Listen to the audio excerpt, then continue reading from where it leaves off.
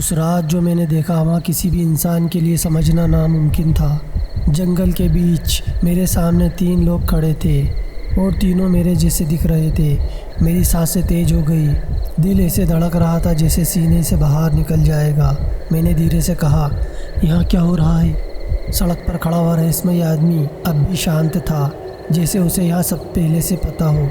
वह धीरे से बोला, यहाँ वही है जिससे तुम भाग रहे थे। मैं किससे भाग रहा हूँ? अपने आप से।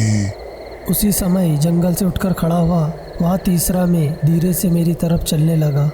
उसकी चाल अजीब थी, जैसे उसे चलने में दर्द हो रहा हो। फिर मैंने देखा उसकी शर्ट पर गहरे खून के निशान थे। मेरे पैरों के नीचे से ज़मीन खिसक गई। मैं पीछे हट गया। तुम कौन हो? वहाँ धीरे धीरे बोला, तुम्हारी गलती। फिर वहाँ एकदम पास आ गया। अब वहाँ मुझसे 1 कदम दूर था। उसने मेरी आंखों में देखते हुए कहा, याद आया? मेरे दिमाग में अचानक एक और झलक चमकी। फिसलन भरी सड़क, मेरी तेज बाइक और फिर सामने अचानक एक आदमी। मैंने ब्रेक लगाया लेकिन देर हो चुकी थी। मेरी सांस रुक गई। मैंने सिर पकड़ लिया। नहीं, अब सब कुछ धीरे धीरे साफ हो रहा था। मैंने सच में किसी को टक्कर मारी थी और फिर डर के मारे मैं वहाँ से भाग गया था। मेरी आंखों में आंसू आ गए। मैंने खून से सने उस आदमी की तरफ देखा। क्या तुम वही हो? वहाँ मुस्कुराया लेकिन उसकी मुस्कान दर्दनाक थी। मेरे दिल में जैसे किसी ने तेज चाकू घोंप दिया। मैंने घबरा कर कहा, लेकिन तुम तो मर गए थे। शायद। फिर उसने मेरी आंखों में देखा। लेकिन तुम्हारा डर तुम्हें जिंदा रखे हुए है। मेरे शरीर में ठंडक दौड़ गई। तभी अचानक सड़क पर खड़ा हुआ जो मेरे जैसा दूसरा मैं था जोर से हंस पड़ा। उसकी हंसी पूरे जंगल में गूंज गई।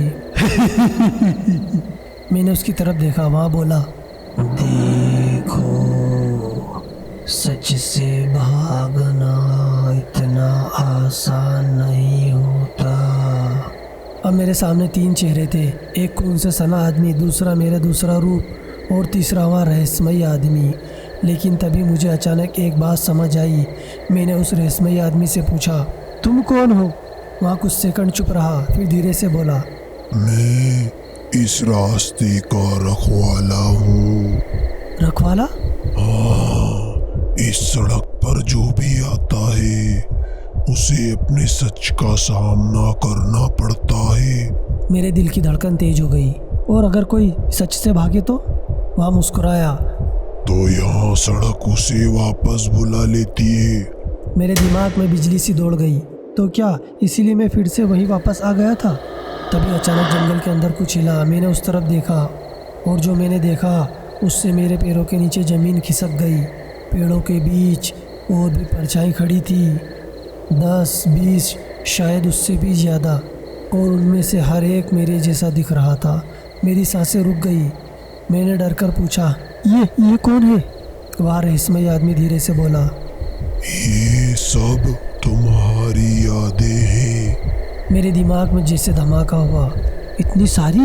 हर बार जब तुमने सच से मुंह मोड़ा एक नया रूप बन गया।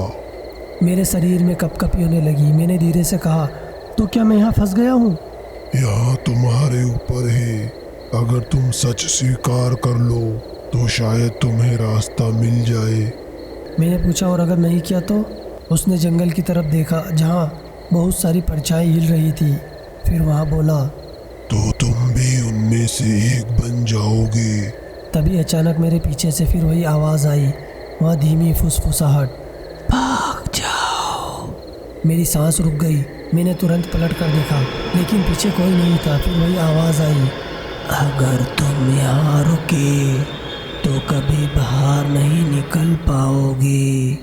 मेरे दिल की धड़कन तेज हो गई। मैंने उस रहस्यमयी आदमी की तरफ देखा। वहाँ अब भी मुझे देख रहा था, जैसे वहाँ इंतज़ार कर रहा हो कि मैं क्या फैसला करता हूँ। और उसी पल मेरे सामने खड़ा खून से सना आदमी धीरे धीरे मुस्कुराया। फिर उसने कहा, अगर तुम्हें सच में जानना है तो उस घर तक जाओ। कौन सा घर? उसने जंगल की तरफ इशारा किया जहाँ अंधेरे में एक पुरानी टूटी हुई इमारत बनी हुई दिखाई दे रही थी। मैंने ध्यान से देखा। वहाँ एक पुराना घर था और उसकी एक खिड़की में हल्की सी पीली रोशनी जल रही थी।